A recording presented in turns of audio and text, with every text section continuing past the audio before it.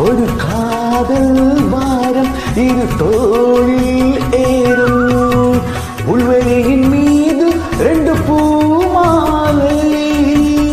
ஒன்றை ஒன்று சூடும் இது பொங்கல்